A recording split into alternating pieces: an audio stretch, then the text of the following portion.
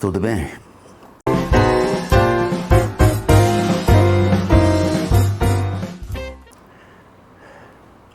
O que é a verdade? Essa pergunta foi feita há mais de 2000 anos por Pilatos a Jesus. E o mestre ficou em silêncio. E numa guerra, a verdade é um clichê, né, o que eu vou falar. Mas numa guerra, a verdade é a primeira vítima. Mas há outras vítimas, e mais importantes, que são pessoas que morrem numa guerra e que não são de esquerda nem de direita. São mortes, perdas humanas. Perdas humanas. E nessa guerra da Rússia e Ucrânia, o que é a verdade? Até agora, nós temos apenas uma visão e uma versão que são aquelas dadas pela mídia internacional ocidental. Eu tenho acompanhado com muita tristeza isso tudo. E me pergunto por que um repórter ou um grupo de repórteres não vão até a Rússia e fazem uma entrevista com Putin. Não, eles fazem apenas entrevistas com esse Zelensky. Apenas. Ele conta a versão dele, né? Que as crianças estão sendo assassinadas pelas bombas da Rússia, que as maternidades estão sendo destruídas pelas bombas da Rússia. Enfim, os hospitais estão sendo destruídos pelas bombas da Rússia. A gente não tem um outro lado. A gente não tem uma matéria, eu não tenho visto, e olha que eu durmo tarde, eu não tenho visto uma matéria mostrando o batalhão Azov. O que é esse batalhão?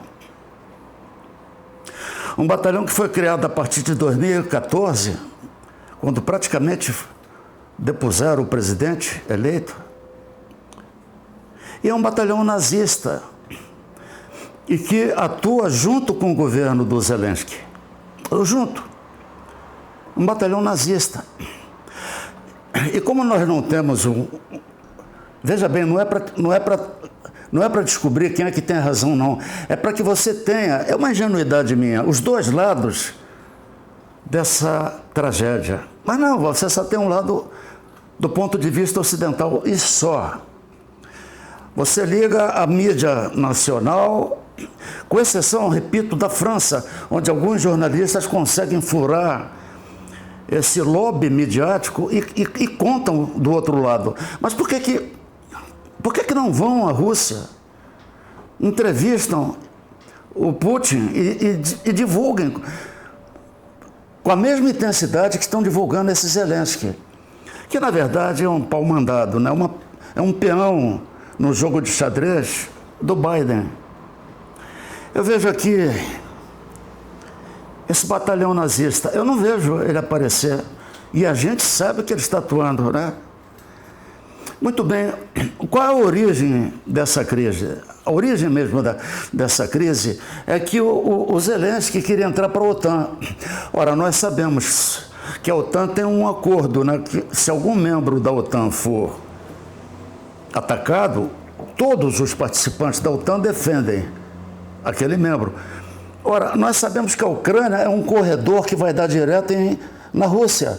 Ele foi usado, esse corredor, por Napoleão e por Hitler. Isso é histórico, né? Eu não estou inventando isso.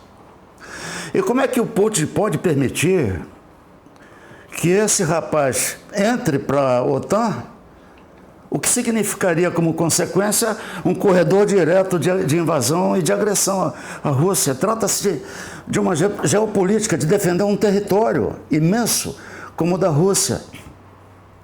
Agora, por trás disso tudo, há uma disputa do Biden, dos países ocidentais, sobretudo dos Estados Unidos, pelo gasoduto, a distribuição de gás, que praticamente tem um controle da Rússia para a Europa. E esse gasoduto passa muito também sobretudo pela Ucrânia.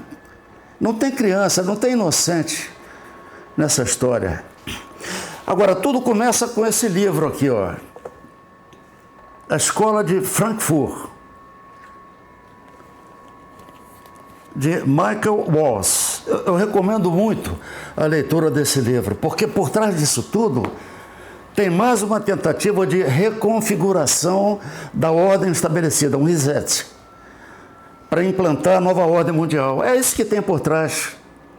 Porque no começo do século XX, intelectuais alemães marxistas fizeram uma revisão das teses de Marx e acharam que essas teses estavam superadas.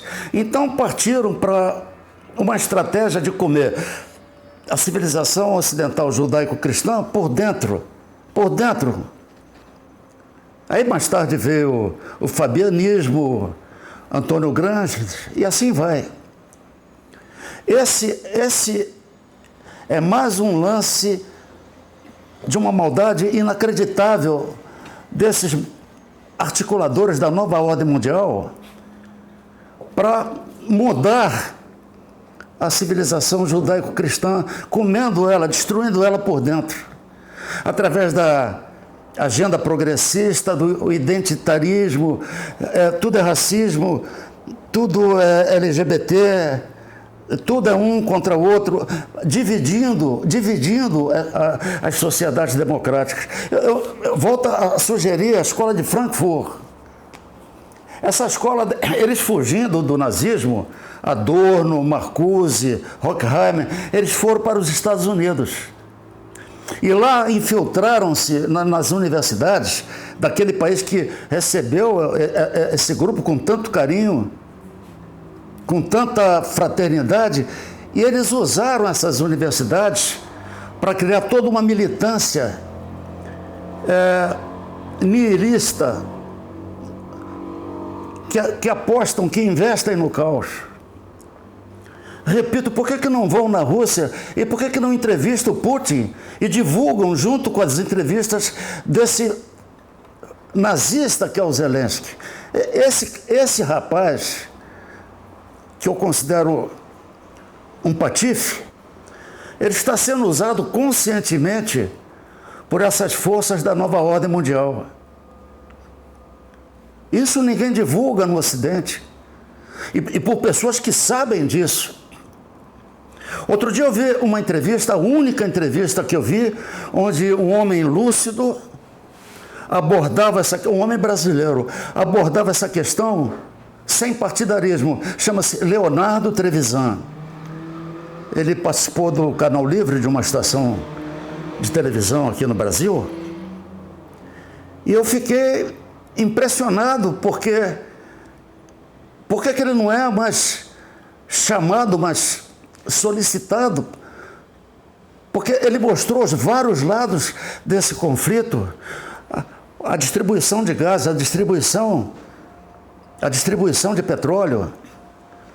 Quem é que nos prova que várias imagens dessas não são imagens de videogame, não são imagens de outros conflitos, de outras guerras que estão sendo empurradas goela abaixo do mundo ocidental, como se fossem todas elas vindas da Rússia? Veja bem, eu não estou inocentando o Putin, não se trata disso. Não se trata disso. Ele é um ditador lá no país dele.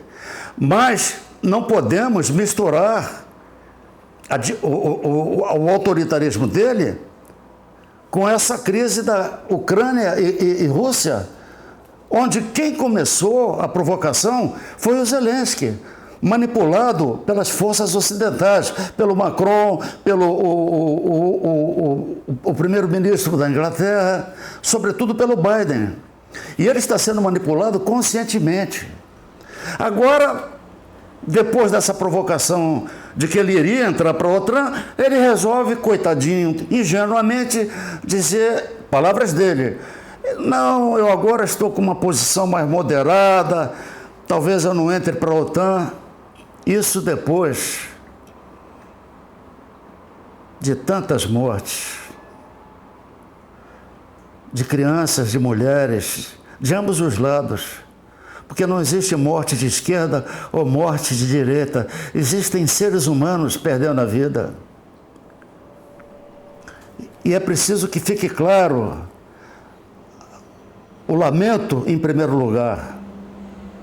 Mas é preciso contextualizar os responsáveis, os que provocaram essa tragédia.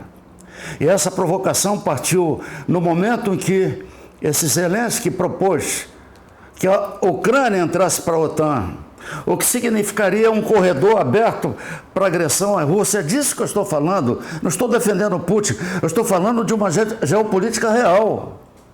Real. E encerro esse meu comentário fazendo essa proposta que não será aceita. Não será aceita. É ingenuidade da minha parte. Que um grupo de repórteres vá à Rússia, entreviste o Putin e divulgue essa entrevista com a mesma intensidade com que estão divulgando esse provocador Zelensky. Muito obrigado.